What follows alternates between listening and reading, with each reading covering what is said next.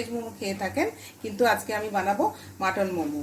এই যে ময়দাটা আমি কিছুক্ষণ আগে মেখে রেখেছি, ময়দাটা এই যে এই সফটনেসটা এইরকম হবে।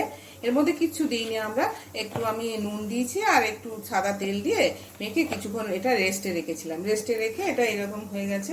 তারপর এরকম ছোটো ছোটো লেগ কেটে নিয়েছিলাম, এই যে কেটে নিয়ে এইরকম ছোট ছোট আমি কিছুটা প্রস্তুতি নিয়েই আপনাদের দেখাচ্ছি যাতে সময়টা আপনাদের কম লাগে। এগুলো তো সবাই ইয়ে করেন, জানেন মোটামুটি, তবু এরকম ছোট ছোট লই করে এরকম লুচির মতো বেলে নিয়েছি।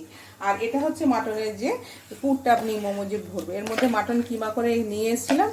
আর পেঁয়াজ কেটে দিয়েছি, এর মধ্যে রসুন কাঁচা লঙ্কা দিয়েছি। এর মধ্যে পেঁয়াজ শাক রসুন শাক দিতে হয়, কিন্তু আমি বাজারে ওটা আজকে আর যাইও নি, বাড়িতে যা ছিল ওইটা দিয়ে বলি বানিয়ে ফেলে আপনারা এর মধ্যে পেঁয়াজ শাক রসুন শাক দিতে পারেন। না হলে আপনি পেঁয়াজ আর রসুন কুচিয়ে কাঁচা লঙ্কা কুচিয়ে নুন আর একটু ভিনিগার আর দিয়ে একটু গোলমরিচের গুঁড়ো দিয়ে বানাতে পারেন, তাতেও খেতে স্বাদটা খুবই ভালো হয়, খারাপ কিছু হয় না। এটা হলো প্রস্তুতি। তারপরে পুরটা মুড়বো। এখন মোটামুটি আমি একচুয়ালি বসিয়ে দিয়েছি। আমার কাছে মোমো ওভেন আছে, তবুও বাড়ির জিনিস যদি কারোর কাছে মোমো ওভেন না থাকে, বাড়ির সমস্ত বাসনপত্র দিয়ে কীভাবে বানানো যায় সেটাই আপনাদের দেখাচ্ছি। আমি একটা হাঁড়ি নিয়েছি, হাঁড়িতে কিছুটা এতটা জল দিয়েছি। জল দেওয়ার পর এই যে দেখুন মোমো রেডি। তলার মধ্যে এই যে একটা জালি আমার কাছে স্টিলের বাটি ছিল, ওইটা বসিয়ে দিয়েছি। তার ভেতরে ওপরে এই ন্যাকড়াটা দিয়ে দিয়েছি, একটা পাতলা সুতির কটনের ন্যাকড়া দিয়ে দিয়েছি। নিয়ে তার উপরে এই যে মোমোগুলো আমি দিয়ে দিয়েছি। আমার একটা ঝুলি হয়ে গেছে। পরবর্তী এটা নামিয়ে নিব, নামিয়ে নিয়ে আরেকটা বসাবো, তখন আপনাদের কাছে আবার ফিরে আসছে। এই যে এটা নিলাম একটা, এর মধ্যে পুরটা দিলাম। পুরটা আপনাদের যেমন খুশি, আপনি যতটা পরিমাণ কমও দিতে পারেন, এর থেকে বেশি দিয়ে উঠতে। মোড়াটাও আপনার নিজস্ব, আপনারা যেরকম জানেন সেভাবেই মুড়বেন। আমি আমার মতো শেপ করে মুড়ে নিয়েছি।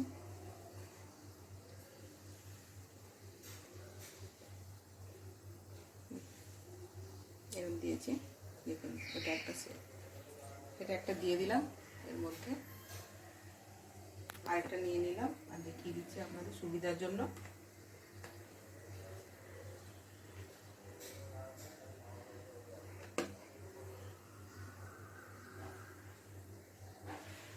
খেয়াল রাখবেন এই এই যেটা লুচির মতো বেলা হচ্ছে সেটা যেন খুব মোটা না হয়।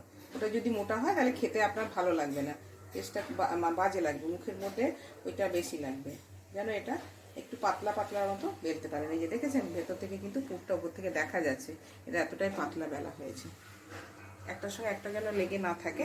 মোবাইল হলে আপনার জায়গাটা বেশি থাকে, কিন্তু ঘরোয়া জিনিস দিয়ে করলে করবেন কী করে আমি সেটাই আপনাদের দেখাচ্ছি।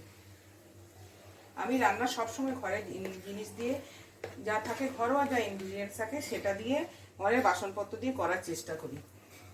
আগেকার দিনের মা ঠাকুমারা যেভাবে করতেন সেইভাবে সেটাই ফলো করি।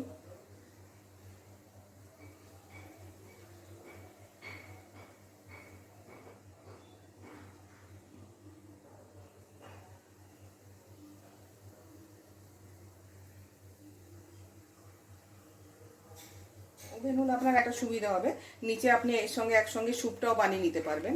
কিন্তু অনেকে তো থাকে না, অনেক কিছু সবসময় হাতের কাছেও থাকে না, সেই জন্য কীভাবে ঘরোয়া জিনিস দিয়ে আপনি করতে পারবেন সব কিছু সেটাই আমি দেখাচ্ছি আপনাদের। এই আমি 4টে দিয়ে দিলাম, দিয়ে এখন আমি ঢাকাটা আবার দিয়ে দেবো। দিয়ে এটা 7 থেকে 8 মিনিট মতো এটা গ্যাসটা মিডিয়াম। আমার মোমো রেডি হয়ে গেছে, লাস্টে এটা ঢাকা দেওয়া আছে। মোমোগুলো কীরকম হয়েছে সেটা আপনাদের এই যে দেখিয়ে দিলাম। এরকম আরও হবে, এরকম হবে। আপনারা যেভাবে আরও সুন্দরভাবে যেভাবে মুড়তে পারবেন মুড়বেন, করবেন। গার্নিশিং যা ইচ্ছা, এর সঙ্গে নানা রকমের চাটনি হয়, সেই চাটনিগুলো একদিন নিয়ে আপনাদের সঙ্গে আবার শেয়ার করব। ফিরে আসছি চাটনির সাথে। Thank you.